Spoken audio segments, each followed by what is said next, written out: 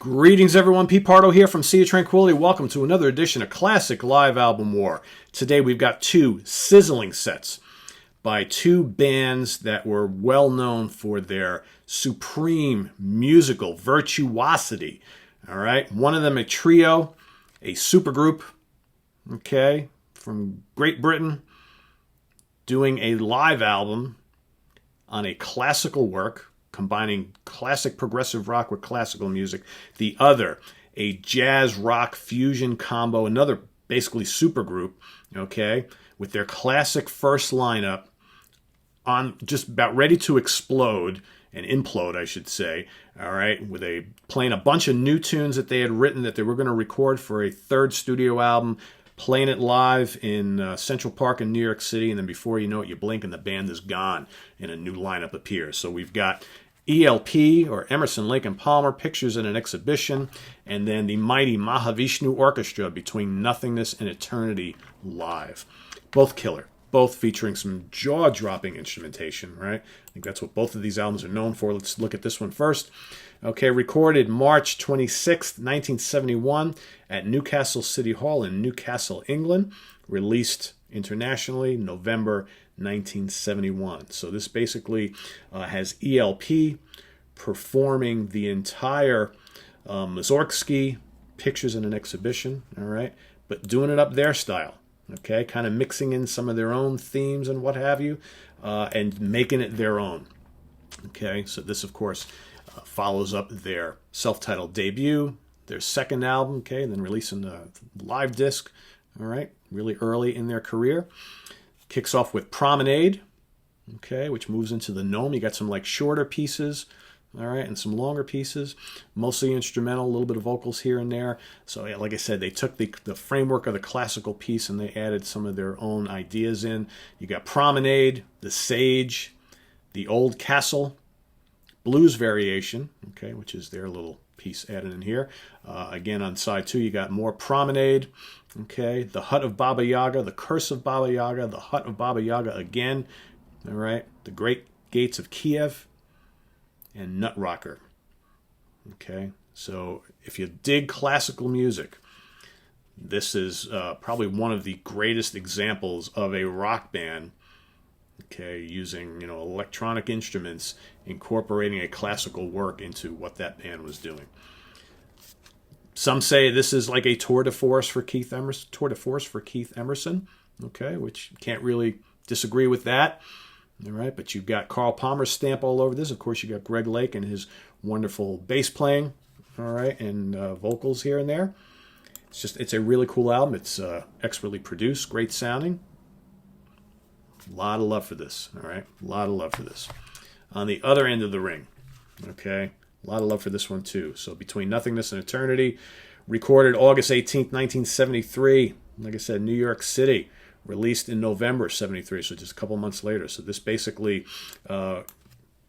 puts together some of that, the Trident Studios recordings, all right, songs that the band was working on, which they wound up never releasing till years later.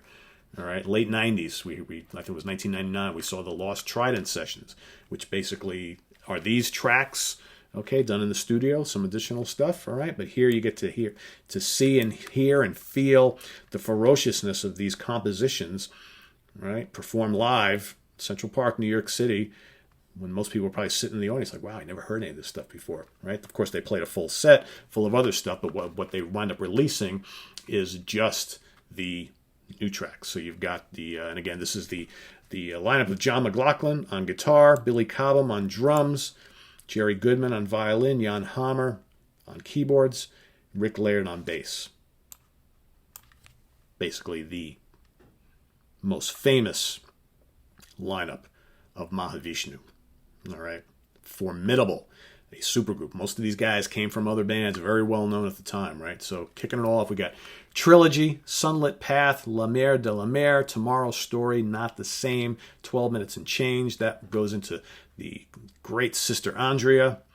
All right, and over on side two, you've got a 21-minute and change Dream. All right, that's right, just 3 tracks.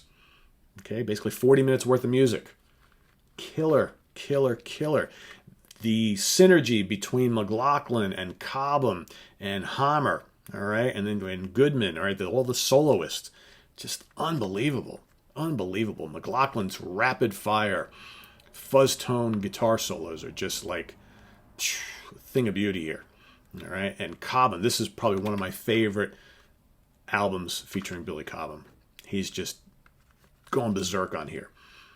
Just furious control, precision, if that makes any sense at all.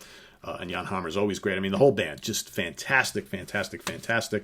I have not heard them, but there are apparently bootlegs out there. And I think on a Mahavishnu box set, they actually released this full concert, all right, which I believe the box set is out of print. And I'm still trying to track down the disc, the one disc that has the expanded version of Between Nothingness and Eternity, so I can get the full set, because I would love to hear it. But killer live album. Killer live album, one of my favorite jazz fusion bands of all time. Just absolutely ferocious playing here. That's like the best way I can describe the Mahavishnu Orchestra. Just a ferocious band, impeccable chops. They could be beautiful as well. I mean, that's the great thing. They go from like this crazy, rampaging, rocked up version of jazz to these tranquil moments of gorgeous beauty and just all sorts of ethnic touches and things like that. Just a band that could do both ends of the spectrum at the drop of a hat. Okay. So we come to the part of the program where I've got to choose a favorite here. This one's pretty easy for me. I actually love both a lot, but I just have a real close affinity to this one here. This one's going to get my vote. I'm not going to say it's a knockout because, man, this is great. This is, for me, is like a unanimous decision. It's a close back and forth fight the whole way. Both bands so capable. Both bands so excellent. In the end, I always have to pick, which one have I listened to more in my life? Which one means more to me? Which one just kind of like stands out a little bit more, has stood the test of time a little bit more. And even though this is not the full performance, man, what's on display here is just so fucking good. Sorry, guys. It just is. It just is. So that's a unanimous decision. 116, 114, 115, 111, 117, 112. That gets my vote. Okay. You may think otherwise. I have a feeling ELP is going to win this one, and that's okay. Right? Because I know ELP is such a beloved band by so many more people. And it is what it is, right? So there's no right or wrong answer. Whichever one you feel in your gut you prefer, that's the one you should vote for. So in the upper right-hand corner, you're going to see a little white circle with a letter I on it. Click on there. Vote for ELP or the Mahavishnu Orchestra. Go on our Facebook page. Vote there. In 6 days, I'm going to cut off the voting. All right? And the winner will go on to round 3. Will it be ELP? Will it be the MO? We shall see. All right, this is on the web at www.seatranquility.org. We're on Facebook, we're on Twitter, of course, we're on YouTube every damn day. We'll see you guys tomorrow morning with a couple more classic live album wars as we bash our way through round 2, which will be ending in just under a week. Okay, and then we'll take a couple days break to tally up all the votes, and then we'll move on to round 3, okay, to crown your favorite live album of all time. So we'll see you guys tomorrow. Have a good one. Take care.